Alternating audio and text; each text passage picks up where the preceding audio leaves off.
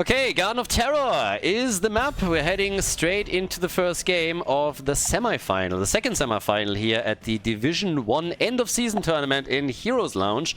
The Geilen Banger against Team Ash. So it should be an interesting match. And particularly, I'm interested to see what the Germans can pull off here, because they pretty much dominated in the quarterfinals. They've done a fantastic job. And the first thing that happens is a ban on Sergeant Hammer. Alright, I like that already. Yeah, we got Hanzo in as a ban against them. Bishops is obviously known for his Hanzo plays, and he's pretty big with that. Him and Nano are probably the two players on the European server that are currently the most known for that. But yeah, curious to see what we're going to get now from the red team, if they can pull through with this, because this is a single elimination system, meaning there's no loser bracket. There's no double elimination that they can in any way, shape or form rely upon. So it's all about just barreling through that best of 5, going to the grand final, and the winner would go up against the Vinland Raiders, who already won their semi-final. Now again, if you're not familiar with Heroes Lounge, I can only recommend that you're checking out heroeslounge.gg. There's a link in the description, so make sure that you have a look at that. It is the biggest amateur scene that exists in Europe, like by far. Has 7 divisions. Doesn't matter if you're a Bronzy, a Wood League player, if you're playing in Plastic League, but all of you can just simply participate in it, either as an individual or as a team. And when we're talking about then of course Division 1, that's where you're looking at your Grandmaster players, where you look at all those semi-pros that participate in these offline events that we just had with the Nations Cup, for example. And yeah, it's gonna be quite a bit of fun. And yeah, 1 best of 5 for now. We'll see who takes it. It's kind of interesting to me also that we have Garden of Terror as our starting map. Ban on Hogger doesn't shock. If anything, it surprises me a little bit that we have no Lucio ban. So there is still a chance to pick up Lucio if you want to have quick rotations here. And we already see a Sylvanas pick for the blue team. Now, if you can set that up with Lucio as a choice, and whew, you can make some real annoying plays happen while you're just running around your opponent and trying to play the macro game, push some structures down. Brightwing together with Genji.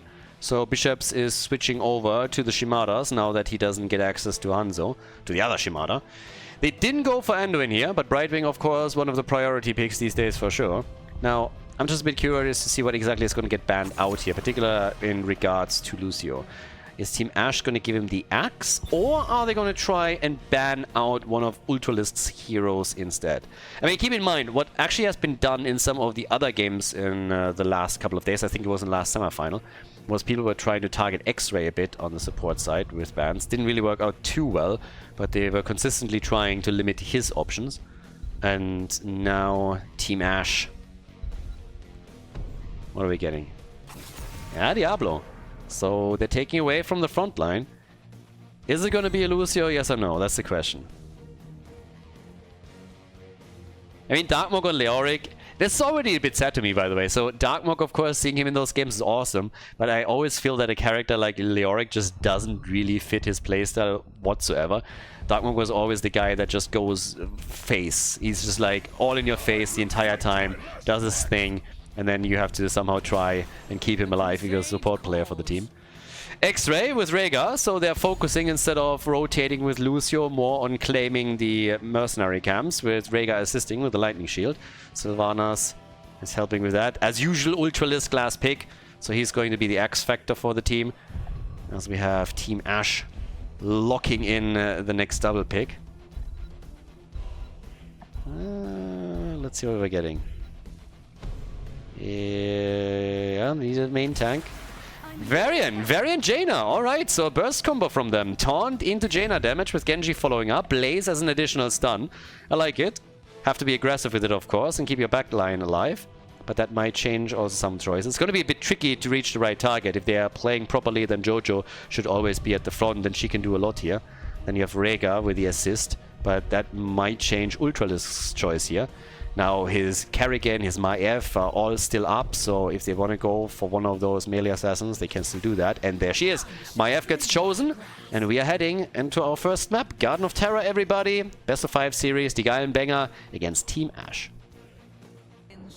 The blue team on the left with Ultralisk on Maiev. We have Hazops on Sylvanas. Death Knight is playing Janna. Rega, played by X-Ray, and Dartmok on Leoric. On the right side of the map, in the meantime, we got Team Ash in red with Renella playing Brightwing. We have, of course, Bishops playing Genji, Maitri on Blaze, Morenas on Jaina, and Shizakid is playing Varian. Is going to come in with the taunts and trying to do his thing here. With the level 1 choices, we get the Overwhelming Affliction, we got the Colossal Totem. For Genji, we get the Agile Dismount. And yeah, Jaina. Let's see what she can do. Fingers of Frost. Staying frosty as usual. And off we go. Already with the money pick here. Hazops is starting to move in. Yeah, Bishops gets pushed back. The idea was, of course, to get Jaina onto a lane and see if they can do some structural damage, take a tower or two down. Not quite working out.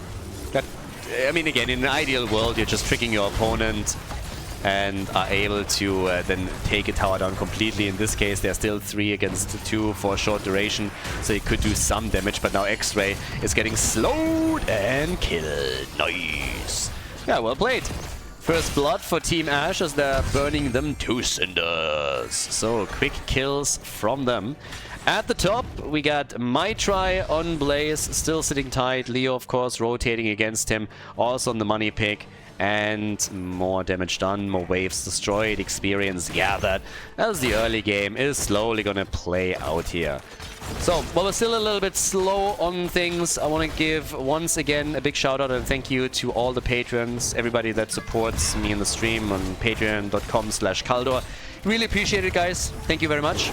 Been running tournaments now in Heroes of the Storm for 5 years and more.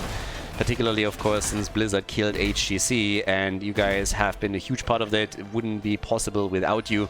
I know that I suck on the social updates on Patreon.com, but again, when it comes to tournament hosting, we've had continuous content ever since. So I hope that, yeah, on the deeds, we're definitely doing our thing there. So yeah, thank you very much for everybody that supports there. It means a lot. It really helps out. It wouldn't be possible without you. So cheers. Really appreciate that. But here we go. We got level 4 on both sides, so that's our talents kicking in. We got the magic spit. Brightwing disgusting as usual, just spinning around everywhere. And yeah, with that. Can they get... I mean, they are getting a lot here. They're getting way more than I thought they would. It was a really nice combo with the camp, but wow. Plus Sylvanas, like that push. Normally you're just like poking a little bit, you're trying to get through the wall or something, but just look at this, they're actually getting the entire fort. Like, damn, son. That is nasty. 2.5 minutes in and they destroy a fort. Pretty respectable. And they even kill Genji, and now they might go and kill Varian too. Now, that is not quite what I expected. I mean, normally, even with Sylvanas, you're just trying to maybe destroy the wall, and that's about it. But they really kept at it and took him down completely. So the first fort is gone. They got 2 kills out of this. And that leads to them now with a 1 level advantage. And the first seed too. Not bad. Quite the opening here from the German team. There's that German efficiency that we're so used to. Yeah, well, as I say it, Caster Curse is kicking in because Darkmok is not going to get out of this one. But again, he's just activating his trade. Just trade activation. Wants to give it a shot, you know, wants to have a look there. But definitely a good start for the Germans. Now, we have them at level 7 already. Small lead, nothing too fancy. Not that they can really build on it. But they have a good position at the top where they not only get the vision here, but they can maybe even follow up, get some damage in on Varian. If they start their fight with that, it will be pretty solid. Forcing Brightwing to already move in and help out. Leo is still at the bottom of the map, but Blaze could make the choice to rotate over if they're trying to run a numbers advantage on them. But even in the middle of the map, they're just burning this down. You have the advantage of running Jojo, who with the Condemn can do a lot of damage here. On top of that, Maiev chips in as well. And they destroyed the wall also, so yeah, there's only one tower is still there, that's all. But yeah, here we are. Next seat is up. And Leo's already pushing down at the bottom keep. But there's a bit of a trap, and Jojo... Ooh, no! Genji gets the kill. Bishops is not getting trapped on the other side of that gate. So Joanna was trying to get out, couldn't really make it happen. Bishops with a very nice follow-up, and Genji gets the kill that brings the red team again in the lead on the kill count. And especially if they can get another one now. Leo also in trouble, so he's trying to get away, but I think he's gonna fall here. Yep. Leo goes down, so another kill on him. Now, obviously, in Leo's case, this is not a good trade. If you kill Leo, that's great, but if you lose Jaina on it, that doesn't really help you, because just look how much quicker Leo is now, first of all, going to be back. Second of all, he's already scouting, and on top of that, he's also going to spawn on site, whereas Jaina has travel time from the Nexus. So that wasn't a good trade for them anymore. That made it not worth it. And now it is a leading experience again for the blue team and the earlier level 10 that they're going to get together with that. So that on top of it. Conviction, by the way, for Jojo. Blessed Shield now, of course. We get the cage for Maiev. No disc in this game. And now that they have the second seed, they're already, after only 5 minutes, threatening to get Garden Terrors on the next rotation. Next objective, the next seed. Yeah, this could get a bit dangerous. And look at that Sylvanas value. It's actually insane. I mean, of course, the rotation's trying to shut them down, and those were good stuns against Hazu, but still, the gate has been destroyed, so have the towers. And there's the cage, so they are forcing these rotations. It's just like Team Ashe can't keep up with them right now. There was some really nice aggression from the red team already, and they've done a great job getting a few kills. But the macro rotations are so much crisper for the German team that it's getting very dangerous. One fort is gone, the other two are exposed, and 2 seeds to the name of the blue team against 0 for the red team. So there's a very solid opportunity for the Geilen banger to get the first Garden Terror and then have a massive momentum going towards the red team's, well, maybe even keep. Now, I guess that this one is very likely going to be picked up by Team Ashe because the position is just so much better for them. The only edge case where that would counterplay is that they are losing a big fight and lose 2 heroes. First of all, they're losing a camp here. There's no way they save this, especially now that Jaina has been destroyed. Bipshes needs to get out of there, and so does Shizakid. He's already getting body blocked, he's dead too. So that's 2 kills, and now all of a sudden there's actually a chance that they get that seed. There is a chance they're making a play for it. But nobody is moving over just yet. Maybe now Ultralis. Sylvanas is still pushing the top thanks to the camp. Hazops is getting mad value out of this. This is 2 forts destroyed, 7 minutes in, and now they're trying to threaten this. Trying to force their hand too. So they're attacking at multiple fronts again. Half a level until level 13. X-Ray is just doing his thing here. But Ultralis, he wanted a bit too much. I mean, that was too greedy, sorry. It will allow them to get some damage going with this. So this is a nice push that now happens up at the top because they're trying to get the seed and they're forced down here. So the more time can be wasted by them, the better. But I guess, yeah, Morenas gets it. So Morenas gets the seed, but up at the top, first tower is down. Gate is going to be destroyed for sure. And I think the rotation is going to take so long that the last tower might fall as well. Yeah, maybe they're going to save that. Minions got prioritized there. But the level 13 talent, that in and of itself is of course a very nice buffer now for the blue team. They're sitting at 23,000 damage for Maiev, and on the other hand we have 20,000 for Jaina. But catapults are now spawning, and the camp control is just so much better also for the blue team. And again, in the middle with Sylvanas, applying pressure. In this case, attempting to also build on a talent lead. But it is looking really, really good from a control perspective. And for the red team, the salvation lies in kills. They gotta get some. A few more. I mean, they're not that far behind on the kill count, but it's just like what's being done with those kills, with that momentum, that build-up. Look at what Mitra has to deal with now at the bottom of the map again. Full on attack here. They need to keep him down. Leo can now rotate towards the top. It's 13 versus 13. And on top of that, that seed is in a fantastic spot. And here they are, Garden Terror. So, yep, Garden Terrors are coming in. Oh, but that is a big kill. If there's no counter kill, they lose Jaina. If they could have killed Jojo without losing Jaina here, that would have been big. But they're also taking Sylvanas down, and that's huge. Now, can we get to see a few more counter kills? Apparently we can. Ultralus is absolutely shracking them. He's taking them on here, and he wanted another one. It's a 3 versus 3, and Garden Terrors are already knocking down the bottom keep a little bit.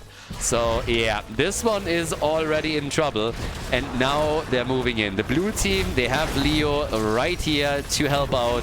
That's a numbers advantage. They're threatening bishops. The bunker is there. He can barely get into it, and they're trying to take Darkmog on. But Leo, of course, he is the least of their problems. There's another push happening at the top that is threatening the hit points of the keep. This one might even fall if this continues. I mean, it is just an absolute nightmare for Team Ash. They're losing too much ground too quickly. This first objective alone is already doing so much damage. Top keep has actually been destroyed. It's a 2-level advantage now with a level 16 talent that they now have. And it's immediately getting used. They're moving in with a Blessed Shield on Genji. We're hoping to get the kill there, which they couldn't. But it's just absolutely insane how Garden of Terror, from start to finish, has so much control for the Geilen banger. They're getting farther and farther ahead on this one. And with a cage, Jojo dies, but I don't think the red team is going to get out of this. They're losing Jaina, they're losing Varian and Brightwing, maybe even Mitra, but even if they don't, it's still a 4 versus 2, and you all know where that's headed. We are going to get more damage on the keep if they're pushing for it. There's no minion wave right now, but you have Sylvanas, and that's all that you need in this situation. It's 20 seconds until the other heroes are back, so that should be plenty of time to take this thing down.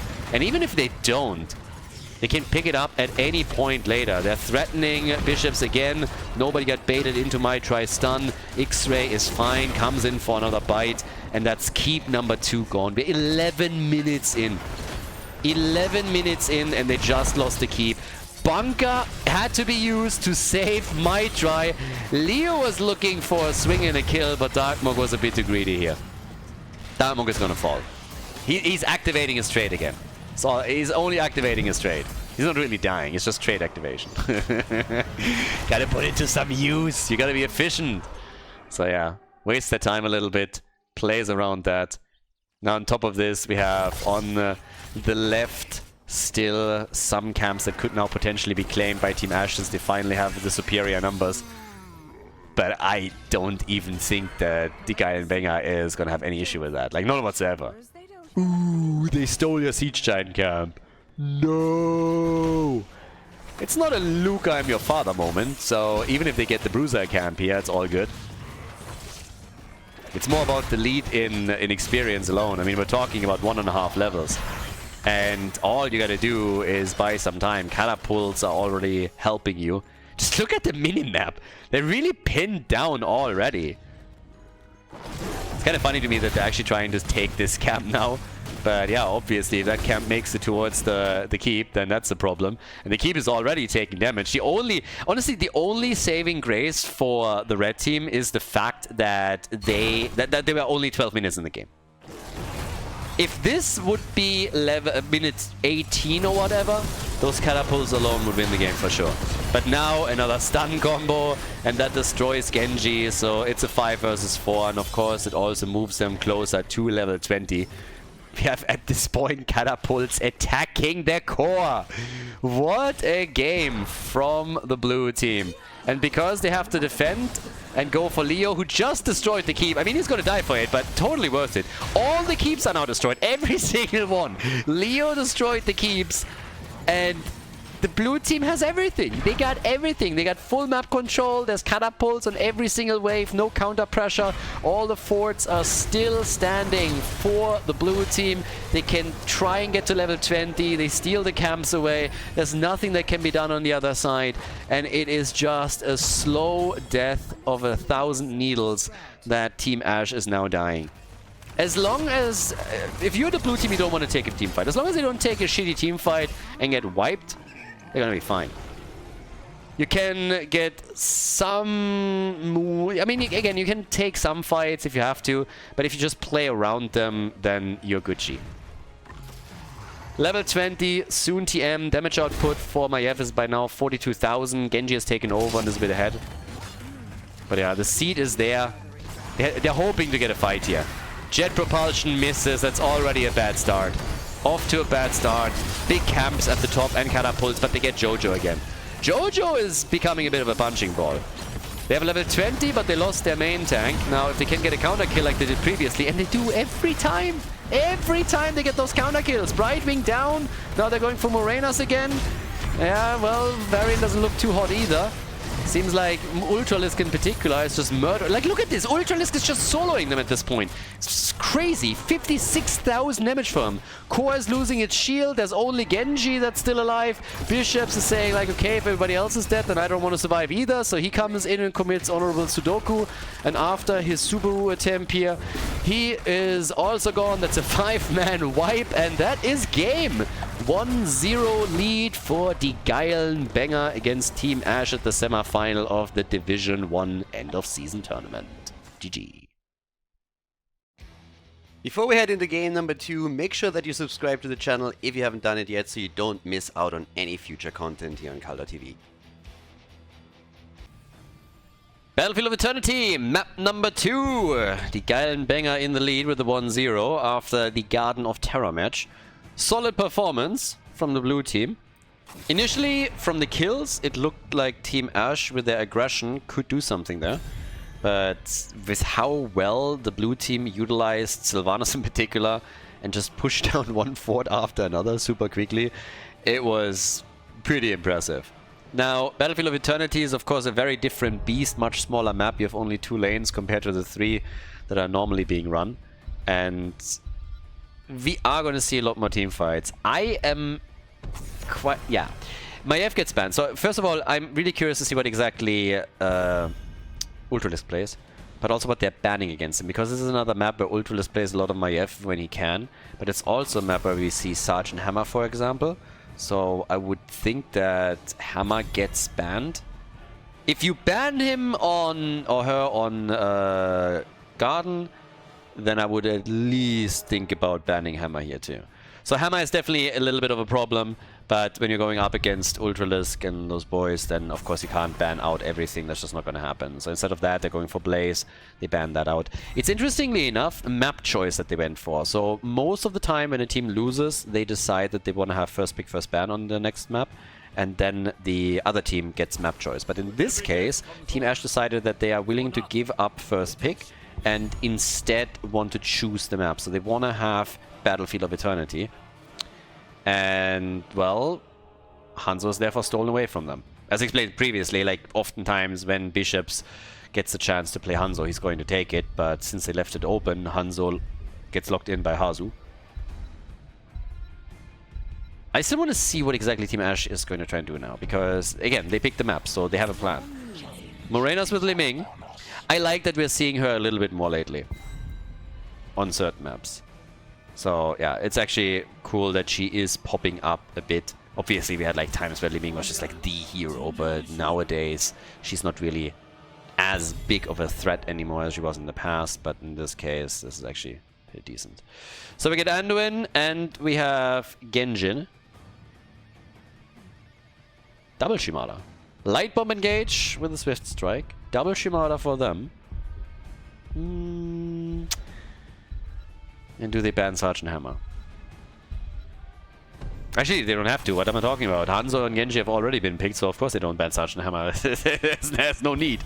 They go for Nubarak instead, so yeah, he doesn't get picked. Could have gone for Nubarak plus Urel, for example, would be a nice combo. Diablo is still up, but he could also be picked by Team Ash. So is Garrosh, by the way. So still a lot of very good choices. But my head is like so like, Sergeant Hammer, you have Hazorbs, you have Ultralisk, and I was just like, wait a second. We're not going to see triple damage. Do you remember the times when everybody played triple damage in every single game? And then you had HGC running for like years and other tournaments too, where nobody played triple damage anymore, but every time you played any game with public matchmaking and on Blizzard side, being a equip match or anything else, everybody bitched at you if you didn't take triple damage. You don't have enough damage! Triple range all day, every day was so disgusting that these people, it took those people I think like 4 years to learn that you don't have to have a triple backline. It was absolutely ridiculous. Uther and Diablo. So we got Uther and Dibbles. Yeah, I pointed Dibbles out earlier as a good choice, and I expected that the Banger would take him. But of course, now stolen away. Urel We would have probably loved to play her with the Nubarak, but we get Garish instead. So yeah, pretty much all the heroes that I just pointed out have now been locked in. And that leaves us with Bishop's pick. Bishop's is the last one to choose. Cassia maybe again? I mean, this is one of his go-tos as well. A lot of his heroes that he usually plays have already been eliminated. But yeah. It's actually hesitating. Either they're hesitating or they're just running it on the clock. It's one of the two. But yeah, there's Cassia. Alright, called it. So, game number 2. We're going to Battlefield of Eternity. Let's jump straight in. Off we go with the blue team. On the left, we have Death Knight on Garrosh, Hazorps on Hanzo, X-Ray on Anduin, Ultralisk is playing Genji, looking for that light bomb engage, and Darkmog with the Space Goat. Urel on the right side, Renella with Uther, Shizakid on Diablo, we got Maitri on Dehaka, Morenas on Liming, and Bishops, as already expected and called, is playing Cassia, so he's stacking it up. He's going straight up for the stacks on his level 1, so we're getting the Thunderstroke over here. We have everybody just like splitting up on the map with Genji leaving the option open on where exactly he's going to be heading. Also double check in the middle here. I have to say that, I mean, I still like that the fountains are now locked in hit points to the fort. This is one of those typical maps where if you're going up against Genji and he just goes cross map and starts to snipe this fountain, it was just like so super annoying and you very rarely could do anything about it. So in this case now that's not a problem any longer. So one of the few changes that I actually like. And so many changes that Blizzard brought in which I really hate. For example, also, first of all, one of the things that I actually really hated, and they did this after HC was already killed, is two things. A, that they increased movement speed, because it allows for much faster rotations now, and I don't think they needed to do anything to make the games faster. I think there were other choices that they could have made there. But it allows for sloppier rotations. And more so than that, that one I would have liked to see in the HCC environment, to be honest. But one of the things that I absolutely despise with the passion of 1,000 Fiery Suns are these fucking experience globes. They are so dumb and stupid, and I really hate them because it allowed players to go for insanely sloppy rotations compared to what we had previously. Like, before you had to be really crisp to not lose out on minion experience, you had to really pay attention to your macro game a lot more. Right now, it doesn't matter if you're missing a minion wave because those experience globes are there for such a long time that you have no chance of actually missing them. So I really don't like it. It's like Blizzard trying to pleb the game up even more, and it's so... yeah. At least it took the stupid medallions back. And the weather. Remember weather? Weather! It's gonna make the game better! Don't you like it? Great choices! I'm a Blizzard developer and I have great ideas! Don't play the game, but weather! Weather! Yeah, why implement anything that players have been asking for like years? No, instead we're going for weather. Fucking hate it. Anyways, no kills so far. We got level 4 in, so a little bit of damage has been done on structures, especially down at the bottom of the map. But yeah, no deaths, so anything. Hand of Freedom is in. We now have on the right side and the left both teams going for the Shaman camp. Renella trying to time this a little bit. Same for X-Ray. Both of them just sitting there, it's like, who goes first? Okay, blue team grabs it first, and here we go. We got down to the bottom of the map, still Dehaka, playing this one out a bit, trying to get some extra XP, of course. But it is immortal time! Let's go! So, when it comes to immortal damage, honestly, it's obviously Hanzo that is the most important. Darkmog still trying to get out with Urel, shouldn't have an issue, and moves towards the top fountain, I suppose, and tries to also defend the camp.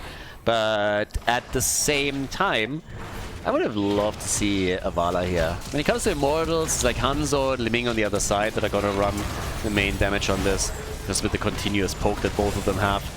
Ooh, the lick on Darkmog! Nice, good save by X-Ray. Keeps himself in the back as well as he can, and now they're going for Dibbles, and they get the kill, and that's a double. Diablo down, Uther down, and that's the first 2 kills in this second game. The Germans trying to do their thing again. But particularly Anduin, really on point there, making sure that the front line doesn't fall. That allowed them to now take the halftime show. It's again a 5 versus 5, but there is a solid chance that even level 7 is going to hit faster for them. And of course, you're not going to out DPS the blue team as long as they're running Hanzo immediately on the Immortal. They're getting close, but yeah, they're not going to be able to win this one. So first Immortal goes to the blue team, to the Geilen banger. They lock it in and get Immortal number 1. Oppressor on level 7, a little bit ahead in experience too. Shouldn't really make a big difference, so we're not gonna all of a sudden see anything crazy happen here. Like, hey, they're pushing for the forward with level 7 and can just completely snowball this. But I guess technically there's still a chance that if Death Knight, for example, gets a good hit at somebody and can flip him in, that they are going to get a kill, maybe the fort. I still think it's unlikely though. Allows Cassia to stack, so she can still sit tight and throw those out. Get the stacks in, easy peasy. Gate is gone, so are the towers. They won't be able to do a lot more besides that. Yeah, and up at the top we still have our 1 versus 1 with our 2 side laners here. Darkmog might try doing the best they can, but down at the bottom of the map, this is of course where the real party is now kicking off as the teams are aiming for the Khaldor camp again.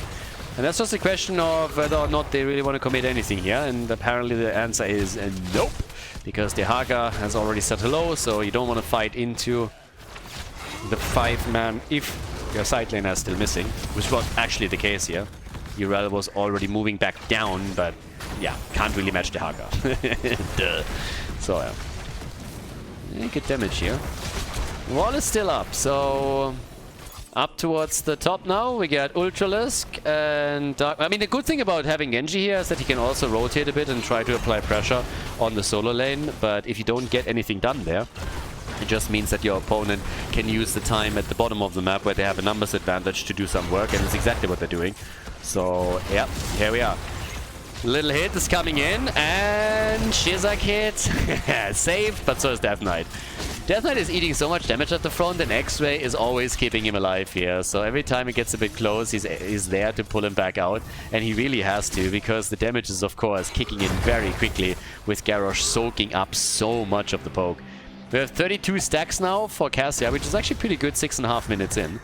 So normally around 8 minutes, you want to be at 40. That's the usual rule of thumb. And in the early game, he did okay. Next Immortal is also coming up. The leading experience could therefore really make the difference now. And it will, because there's level 10 for the blue team. But on the other side, we just don't have any of that. So in we go. Big arrow. Oh, light bomb. They're getting it all. Big damage and really zoning them away. Even if they don't get a kill here, they allow Hanzo a lot of time on the Immortal solo, which helps them to take the halftime show again. But that got very dangerous very quickly. Without level 10 abilities for Team Ash, it just YOLO'd that out and they nearly got the kill. Fight still continues. There's level 10 for them now, so they at least have that. But they still can't get the kill. It's the same play as before. Garrosh is the one who blocks all the damage, and then he gets saved a second later. Now they're making another move against the Death Knight. Not quite. Alright, so 2 kills to 0. Still a very, very... not a very kill-heavy game. Yeah, very light on those. But the battle isn't over yet. It's all about Hanzo still poking, and he chunks it down again. So, might try with a nice connect. Ult gets used immediately from Urel, so not even hesitating on this. Gets still bullied around though, gets a light bomb on top of that too. They really want Darkmog here, I mean, holy hell. Jumps out, Garrosh also with a flip. Hanzo at the same time has just started to take the Immortal down even further, so hasn't even tried to participate in the fight itself, but focus on the objective instead. 40 stacks now for Cassia, so the damage is ramping up for her too. But just generally, the game is still going in favor of the Geilen banger. Another flip, yeah, trying to get the kill here. Might try, a little bit low, careful. Arrow missing completely this time. Hazop's not able to connect it. That one goes nowhere. Oh, but Genji surviving here. That was big. Genji survives, and Hazo is still poking this out slowly and steadily. Another chunk, and that leaves it with 500 hit points. The red team is trying everything they can to somehow stop this, but they just cannot. And their own Immortal is about to fall when the blue teams still has more than 10,000 hit points. So that's going to be a big shield. Dehaka is now trying to make a move, but of course, this is the end of it. Nearly 10k HP on the shield. That's pretty good. That top fort is going to be in danger of being destroyed 100%. And yeah, at least Cassia was able to get a few more stacks. I guess that's the silver lining, if there is any. 23,000 damage, top damage in the game for Bishops. Urel still at the bottom of the map together with Dehaka, who can of course technically still make a move to the top to help out here. But either way, Urel is already there, and they won't be able to save this one. So 1 fort, this is the first one, is going to fall. And the question after that is just simply, can they get a bit more? Well, for now, they might actually lose Dark Mog, and yes, they do. Okay, maybe they can save this? Nah. Nope. Not really. Nope. But they can still... I mean, they're hoping for additional kills, and instead Dehaka... Oh yeah, he's fucked. What is he? Divine Shield and the game destroyed, and then Cassia gets popped by Genji. Nice. That was an awesome little play, and they got Diablo too. A little bit of a bait and switch here, so yeah, nicely done. They're trying for Morenas now. Li Ming about to escape, and yeah, she gets out. But this was a cool little fight. I mean, just check this out. So first, Dehaka, he gets out, gets the Divine Shield, and then look at the Light Bomb engage here. Straight into the back, taking Cassia down. Easy little kill, and then Diablo dies shortly after him, so 4 kills to 1. So very, very good moves by them. Salvaging the situation after initially it was a kill against, I believe, Urel. Mounted archery now in. They take the camp too. Perfect timing. Just as Team Ash arrives to try and steal it from them. And with level 14 already on the board, it's still an entire level lead. Now, their talent advantage is not going to last for much longer. But they can still now attempt to help the camp destroy the bottom fort. Now, as I mentioned, the stacks on Bishops are solid. He's sitting at 60 now. And his damage numbers are going to reflect that. But I am a little bit afraid that they might not be able to build any of the momentum that they really need in order to pull through here. So yeah, 4 kills to 1. Darkmog is now sitting at the top. Alright, jumps in. Gets his wave, and since the next objective is now also popping up, we're gonna see the teams move for the Shaman camps again. I mean, but at the end of the day, the problem is still the same. There's a leading experience that has to somehow be bridged. They need to win the objective here.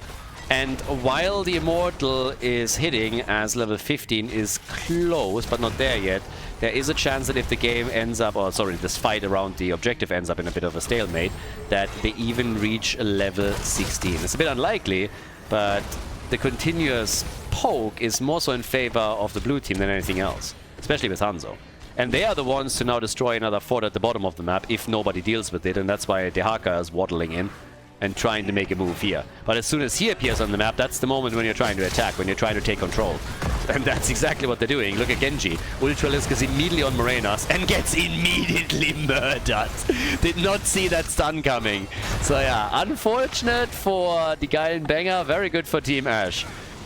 Ultralisk kind of outplayed himself a bit. He got sneakily into the backline and attacked Li Ming, which was really cool. But then he didn't see Usa coming in, and that stun just wrecked him right away. Ultralisk pulled a Houdini. He was there one moment and then just went straight for the disappearing act. But it doesn't necessarily win Team Ash the objective. So halftime show has now been taken by the blue team. That also buys them a little bit more time. Ooh, yes. Diablo. Not so sure about that Divine Shield. Big arrow again. Hazu trying to stop it. To stop Diablo from escaping, but now they moved in too deep, and that is Garrosh eliminated just as Genji is here again. But this time they get the counter kill. So yes, they lose their front line, but at least they get the counter kill, and they're still ahead on the objective. Problem is that Urel gets also killed. So 2-for-1 trade.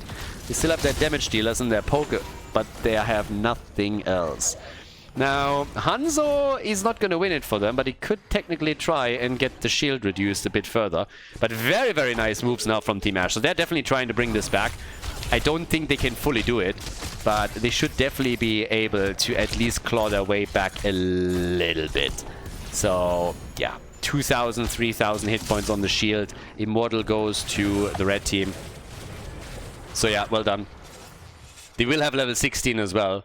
The entire game, or the entire play that we are seeing, even more respectable because they played against the level 16 talent for quite some time. And the Haka's already taking down the bottom fort. Guys, this is actually not looking too bad for Team Ash. Yeah, they do damage down here. They have the Haka, they got the global, at least at the top. This is getting poked out quickly. So maybe they can even save that fort. Highly depends on how aggressive Team Ash is now going to be around this. But yeah, in we go. And can they take it? Yeah, they save the fort. The Haka's at the bottom. There's the taunt. Light bomb, but the Divine Shield was there too. They still get another stun, and Bishop's gets just flipped around. At this point, you just can't play the game anymore. So now it's the end of Liming. The Haka has destroyed the bottom forts. They at least got something, but the attacks, they are still coming. So they're hoping to get even more kills. I don't think they can catch up with them in time. Dead Knight. Yeah, the isolation had hit him. He tried his best there. But yeah, one tower is down. Don't think they're going to poke too much here. But this one is obviously a little bit annoying because if essentially what's going to happen is that somebody is going to take it. I guess we're going to see Liming eventually try and make a little bit of a play for it. But yeah, down here they take another fort down. So I suppose it's going to be both teams losing both of their forts. Again, this is just a matter of time. This is too low. But for now, they still have it. For now, they still have it. They still have the catapults. Urel is moving top, but you can see it on the minimap. The entire red team is now moving in there, and as soon as they have their 5-man in position, they are going to take it down. This is not something that you can realistically save. Especially, of course, with Vision now granted at the bottom of the map, they know that there's no way. And Darkmount knows it too. The second he sees them, he's like, yeah, boys, I'm out of there. I'm not even trying. That ain't happening. This is not going to happen whatsoever. 42,000 damage for Cassia. Top damage in the game is Hanzo with 48. And the next objective is now up on the map. Still a 1-level lead for the Geilen Banger. They are still an entire level ahead. Yep. But down here, what's gonna be? Alright, so we have another couple of hits coming with those camps, I suppose. Especially at the top, they need to stop it because there's the Khaldor camp and the Shaman camp. So you have the double Whopper coming. Down at the bottom of the map, you have catapults. So I guess that makes up for it. Urel is already on it. And down here, Death Knight with a taunt, arrow, nice. And there's the save finally. Light bomb, and bye-bye Uther. Damn, the way they turned it around, really well done. The coordination between these arrows, the stuns, the light bomb afterwards, these pulls, like so crisp. And they get Uther, they get Diablo, it's a triple kill. It was Team Ash that was chasing for a kill. They were the ones hoping to take the advantage. Now all of a sudden, they're just getting slapped around over here. At the bottom of the map, we have the gate nearly destroyed at the keep, and just talking Immortal. I mean, that bad boy is going to be gone in seconds, and look at the experience. They're so close on level 20 now, so this is gonna get real tricky. It's a bit desperate what they're trying to do here. Bit of a desperation move, just moving in and hoping to get a quick and easy kill. As long as Garrus is at the top lane, you're not going up against the full 5-man, but it's still dangerous. I mean, just look at this. Yes, now they're having one hero back. Uther's back to business, and they just lost Cassia and Liming for it. Oh boy, and that is level 20. And of course, on top of that, big Immortal. That Immortal is not only going to hit like a truck. This Immortal picks the truck up and hits you with it. So if you want to have a truck in your face getting slammed into you time and time again, then this is the one that you can look forward to, because boy, this is going to hurt. 18 minutes in, level 20, 1.5 level lead, big Immortal, and yeah. That keep is not going to make it. It would be the defense of the century if they can save the keep. And let's just be honest here. If they lose a few more heroes now, then core is not out of the question. By no means. Yeah, the wall is already gone. It's a 5 versus 5 defense now. So the defense is there. But if they kill a hero or two here, whew, you can kiss that game goodbye. Already, they're coming in. Now, of course, it changed a little bit if... Yeah. Nah, the ult. The ult saves the day. Urel alive. The keep is gone. The shield is not even destroyed. Shield isn't even destroyed. And now they're going for the core. And they gotta spread themselves out so thin in order to make something happen here. It's a desperate Hail Mary that gets thrown there. Stun into stun into stun. Even the Immortal stun is chipping in. 4 heroes are down. They're going for Diablo. And this is going to end the game one way or another. Dibbles is gone. 5-man team wipe. And the end of game number 2. A 2-0 lead for the Geilen Banger against Team Ash.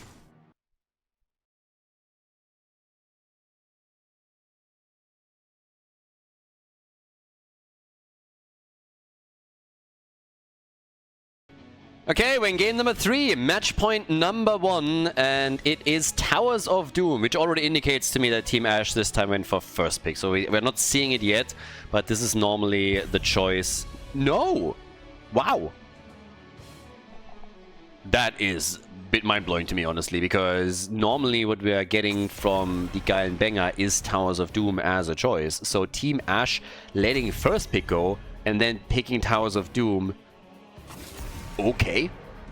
Fair enough. I want to see what they are doing with this now. Now, first and foremost, they're banning out Sergeant Hammer. I already like that as a choice. Banning Hammer out is definitely not a bad thing to do if you're going up against the blue team, particularly, of course, with Ultralisk here. They decided earlier to not ban her on at least on Battlefield. But now we got Maiev also banned, so they're getting rid of that. Brightwing is in. I would assume that the Haka is also going to get chosen again, or banned, one of the two. I mean, normally what you're ending up with is the Haka, Leo, and Blaze. Those 3 are usually the ones that are highest priority. Then you have Urel. But when we're talking about those 4 heroes for top laning on Towers of Doom, then you got pretty much 90% of the games already covered easily.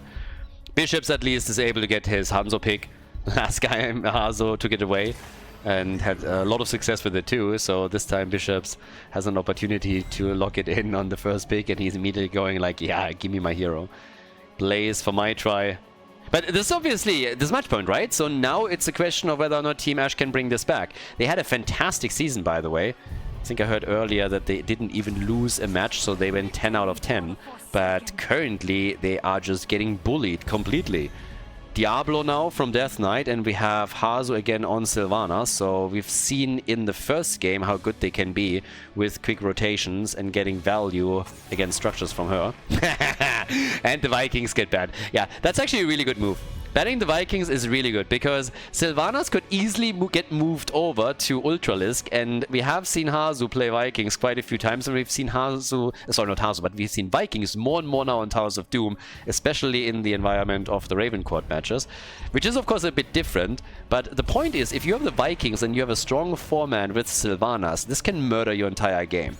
So Vikings Sylvanas is a very strong combo if you know how to properly play it, and can just run lanes down so quickly. I like that. I mean, I like it from the I like the ban from the perspective that I think it's a very smart choice. I don't like it from our perspective because I would have loved a Vikings game. But yeah, they definitely know what they're doing here. They know what the big threats are. Anduin and Garrosh is what we're getting for the red team. Team Ash. We still have one choice for Morenas. It's going to be another damage dealer, obviously. And now the question, what exactly is Ultralisk going to take? They need a side laner. Sonya, okay, and Medivh. That could also lead to a combo with Apocalypse. So that's now possible. You could go here for Apoc with Leyline if you want to go for the Wombo. Now you don't have to. We've seen plenty of games where they just played the heroes and didn't go for the synergy between those two ults. But with Ultralisk on Medivh, if he completes his baseline quest, they're going to be super annoying here. And of course it's going to save a lot of targets that Garrosh can potentially throw into the backline and try and set a kill up. Morenas and Falstad, a little bit more control over the portals as well.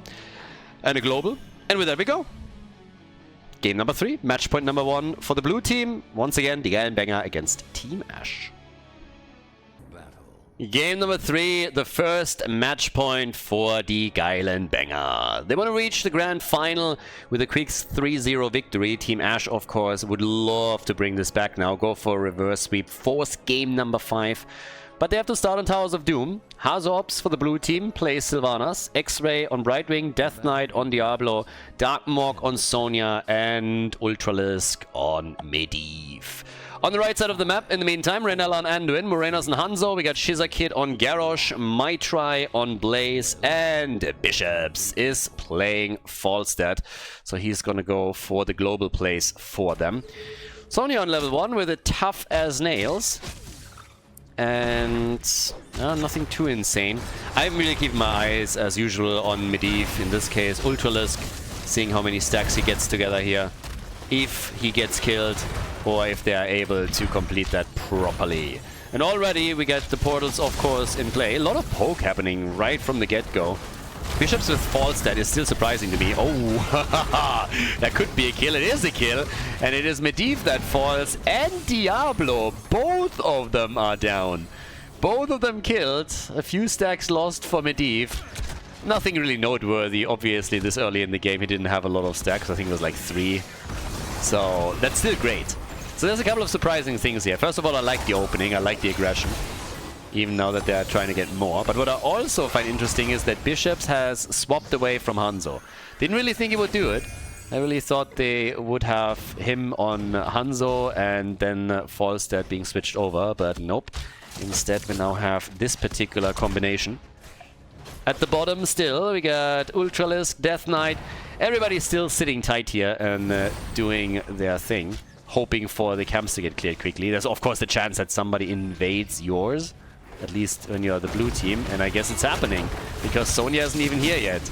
Team Ash has decided that they are going to win this by going full phase. Full YOLO. They're going full smork in this one. And so far it's working. They just got 2 kills. They stole the camp away. So yeah, this is looking extremely good. And I am curious if this is going to work for them. In the early game it works, don't get me wrong. But I meant like in the entire game, right? Now, we have level 4 talents for them already. And the blue team is now trying to counterplay this a little bit by putting Sonya in here. Falstad is not here, Blaze isn't here. So yeah, they got their 5-man. But this also allowed Blaze now to take another camp up at the top. So Maitri is going for exactly that. And I really like it. I mean, the Russian-Ukrainian teams have always done the best when they went full aggression. As a reason while we're talking about the typical aggression from the Eastern teams. And it is working usually for them. If they get into a decent rhythm and flow, they can absolutely dominate a game. And that's what they're currently trying here. These quick rotations with the portals are also making it much more dangerous for any solo laner. In this case, it was Hanzo that had to quickly get out of there because he got threatened. 12 stacks for Medivh, so yeah, good for him. Oh, not so good for Hanzo. Yeah, Hanzo's low, and he gets out with 60 hit points. Anduin is running away, but he still gets killed. Sylvanas killed Anduin once and for all, proving that the Horde is just better than the Alliance. I mean, that's I don't think if that has to be actually said. I thought that's self-explanatory. But then there's also people that think that the Earth is flat, so sometimes you just have to state the obvious. So, yeah. But either way, we got now the usual 2-for-1 trade in favor of the blue team. So they are able to grab 8 shots that they're firing straight against the red team's core. 16 stacks for Ultralisk. And again, I haven't really seen too much value from Sylvanas yet on structures, but what I have seen is some really nice combos from the red team that lead to kills, and it has hit Darkmorg again. So he is gonzo, and Ultralisk is trying to get a kill. Oh, and nearly got it. Bishop's barrel rolls out at the last moment and gets the shield before the shot connects and kills him. That is clutch. Very clutch. Yeah, Hazu, he's not fooled. Yeah, he's not fooled at all. That's a really interesting game. You can really tell that Team Ash is now fired up.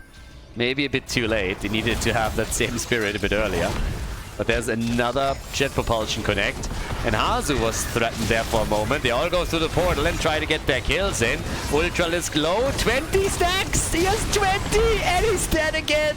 Ultralisk is ultra dead. Gets ultra wrecked. And so does Sonya and X-Ray. Alright, get wrecked, boys. 3 heroes down, and that's 6 kills to 1 now for Team Ash, and they are getting absolutely destroyed. Team Ash is crushing the Geilen banger in the early game.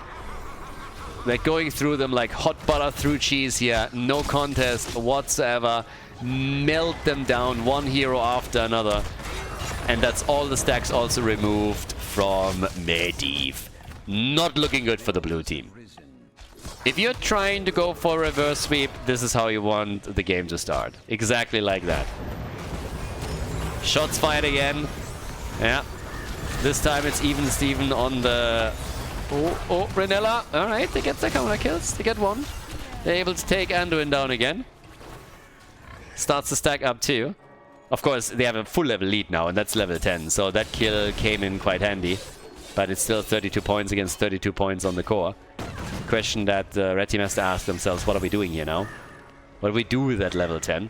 Rotations are coming, and it's the blue team that just says, alright boys, we need to do something. Let's try and get some attacks going. Get those portals flowing.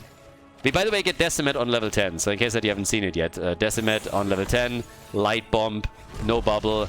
Yeah, Dark Mork gets caught again, and I have no idea what exactly Death Knight is doing. Oh, well, they're actually getting out. Respect. Alright, I'll take it back. My bad. And now we got the arrow, still a bit of poke. But I did not think that they would be able to save Dark Mork. I really thought that when Death Knight went in, that they would now lose too.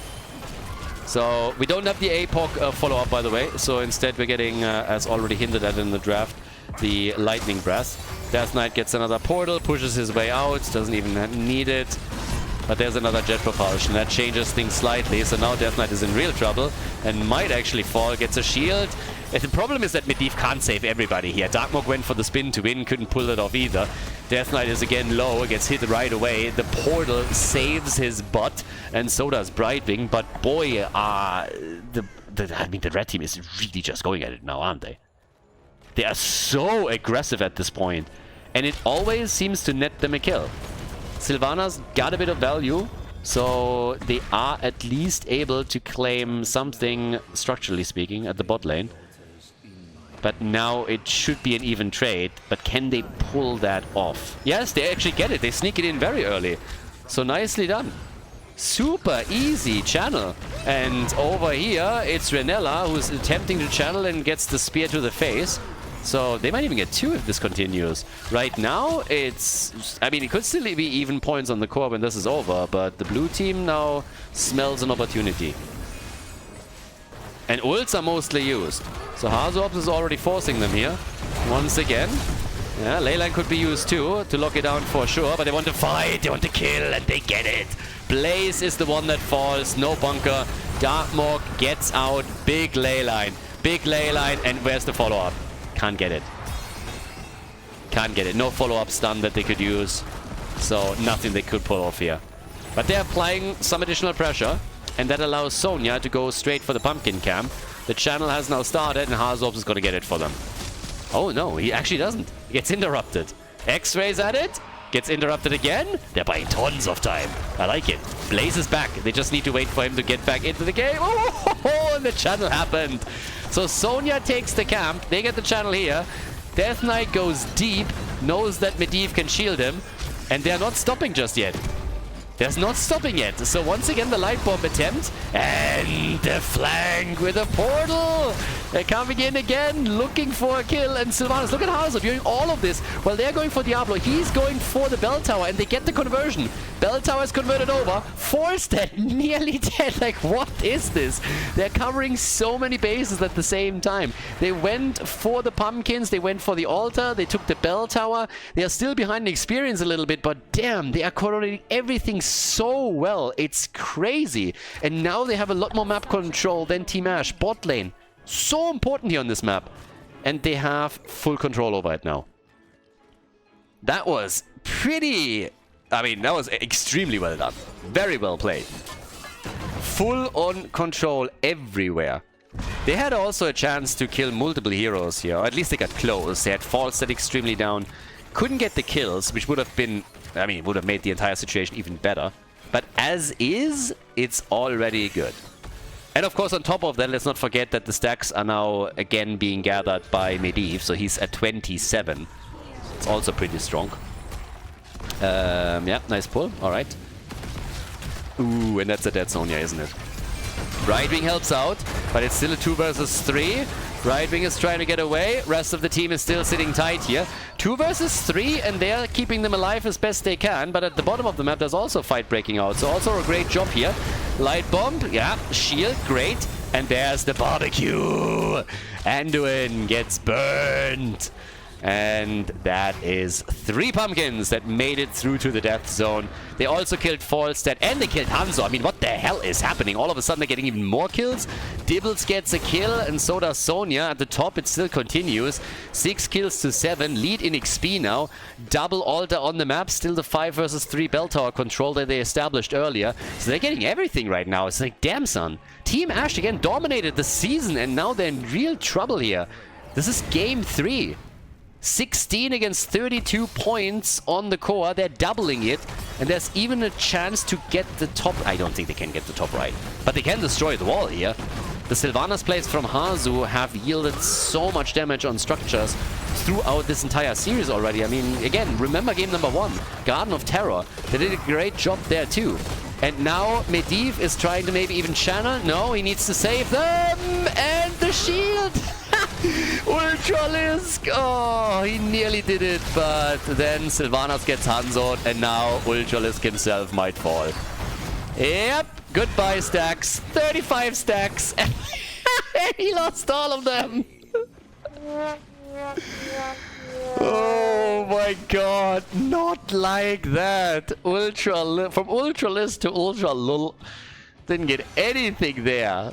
Yep, lost everything. Everything he worked for. Look at this, he's running. He knows what's coming. He knows what's coming. He's like, no, please. Oh, and then they take him down. Bell tower, of course, at the bot is going to be taken back. 29 to 16 points on the core. Ah, boy, oh boy. If I'm Ultralisk, I'm pissed. He by the way, like, he had a chance to sneak the altar. He was on the way to the top right altar right here. And then he saw the gust coordination down here. And so he could have let them die, take the altar and escape. And instead he tried to win for the team. He tried to help them, and that lost them the altar, it lost them the heroes, and it lost them the stacks. I mean, of course, hindsight is always 20/20, right? He dies again, but it doesn't matter anymore. I mean, again, he's not going to get those stacks together anytime soon. So this isn't really a big deal any longer. It's more so a question, can they get counter kills? And Darkmonk misses the spear, so I guess the answer is no. Yeah, X-Ray needs to get out of here very quickly. Ultralisk is not going to get those stacks anytime soon. Talking stacks, 69 for Falstad. Nice. Oh, no, not enough. Got close, but not enough. Still have to be careful that they're not dying here. Now that the objective is announced and we're talking triple altar, you really want to be careful when you're running 4 heroes only. Founder's already being tapped. Everybody is getting ready for the next play here. The stun! Darkmonk! That's exactly what can't happen. If you get a counter kill here, then fair enough, but they don't. So, yeah. Unnecessary. Exactly. All you gotta do is keep them away from your bell tower. Why risk it? Why die? So, now they're losing Sonya at the worst moment in time. Medivh, he gets the top left, so that's great. But down to the bottom, the altar gets swarmed, and they won't be able to do anything here. Now, it still keeps them in the lead on the objective. It's 12 points to... oh, good arrow. 12 points to 21. So still heavily ahead. But yeah. And, well, in the meantime, we at least have the 5-man back on the map right now. So, there's that. 81 stacks for the birdie. When it comes to damage, we have 41,000 for Sylvanas. But look at Hanzo. He's at 72,000. And Falstad is also at 40k. So, yeah, looking quite good here. But the party, of course, continuing. 5 deaths on Sonya, by the way. So yeah, she died a lot. And still, everybody just waiting for the next big team fight. But again, the situation experience, for example, has shifted. It's shifted, I think, like 4 times now. Now we have the 1 level lead again for Team Ash. So, yeah, every time a team is ahead, it seems like at some point they get that team fight victory. And that brings them back to business. And here it's going to be the same thing. Alright, so 12 to 7 kills. Camp at the top, they're gonna grab this. 0 stacks for Medivh. It just feels bad. It really feels bad. If you're dying with 35 or 35 plus, it's always an utter disaster and you're just sitting there. It's just like FML. Why? But they're setting small traps. Oh, and they didn't get discovered. They're gonna find... Oh, even here they're dodging. So they're trying for Shizakid for a moment. But the two have to be really careful. There's of course an added advantage now also for Team Ash that they're ruthlessly using, and that's Falstad. So he's pushing at the bot lane a little bit, just trying to use the global. You can't do it too much because those portal rotations are pretty fast. But you can always use it to just push it out a little bit. Single altar, but level 20 is so close now. I don't think they can get this.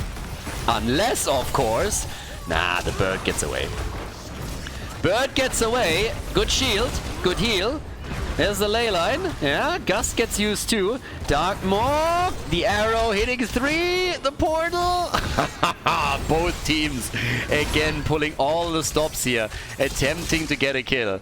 Hasn't happened yet, but I love how they're just coordinating these attack and also the defense modes. Darkmonk is against low, but also the jet propulsion from Blaze has not connected. If that would have caught him, then he would have died for sure. There's the barbecue. Diablo's going to be able to get away, even gets a portal assist once more, and now I guess they have to fall back because level 20 will come in any moment, and I do not think that they are willing to engage into this. So yes, they're retreating.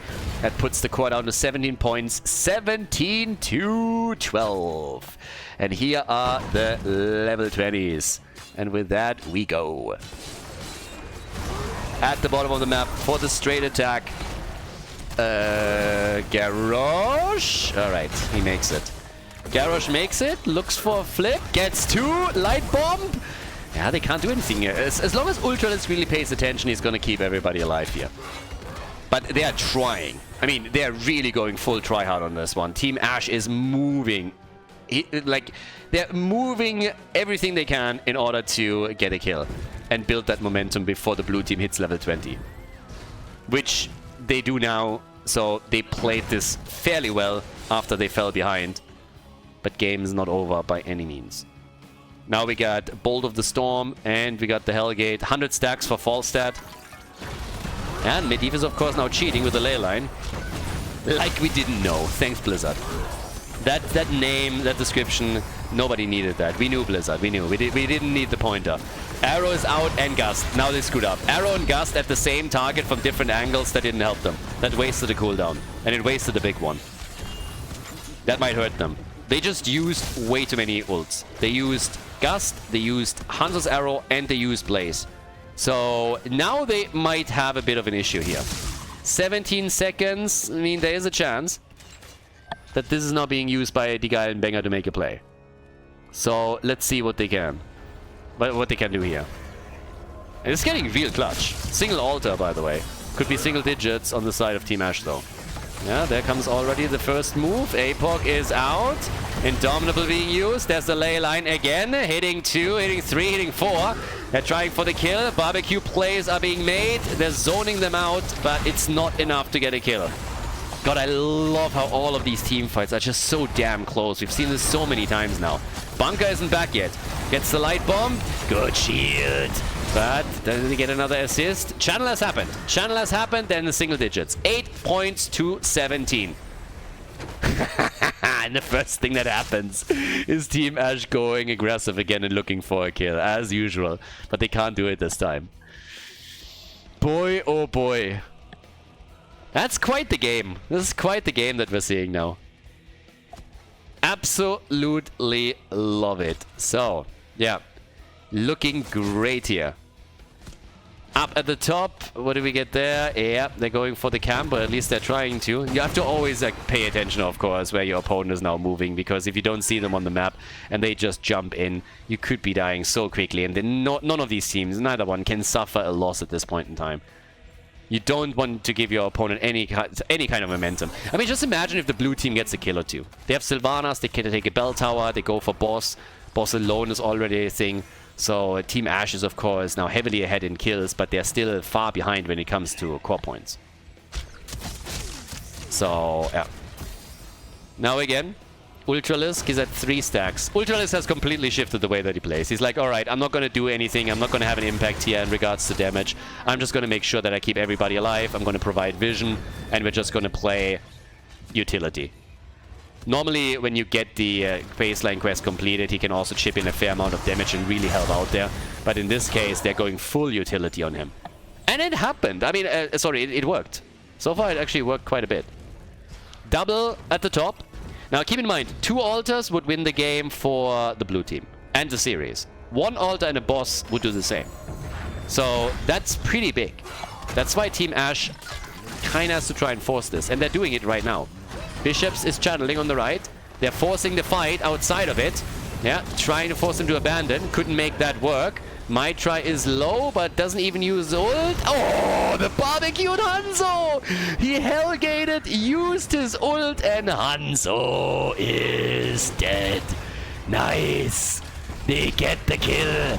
Can they get more? This is where they have to build momentum, and they do it. What a perfect poly from Bitewing. Brightwing making sure that bunker couldn't be used. They got 2 kills, 4 points on the core. There's the move for boss. They don't have the ley line, but this should still be enough.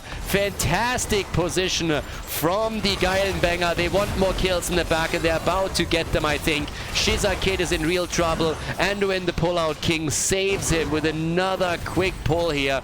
But the boss gets attacked. The ley line is back, and that is victory. The Germans, they take it. They lock in the W on Towers of Doom. It is a 3-0, and they move on to the grand final to face off against the Raiders. GG, and well played.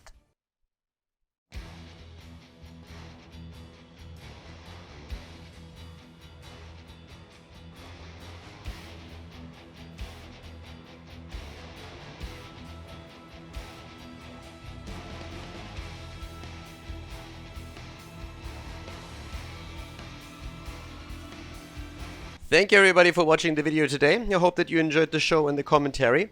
And keep in mind that the spoiler protection that is going to run for the rest of the video is made possible by all the support on patreon.com. So guys, if you want to support my work, if you want to help me start new projects and keep the spoiler protection in place, please consider heading over to patreon.com/Khaldor. There's also a link in the YouTube description, and check that out. Thanks in advance, and see you guys next time with more esports coverage here on Khaldor TV. Have a great day.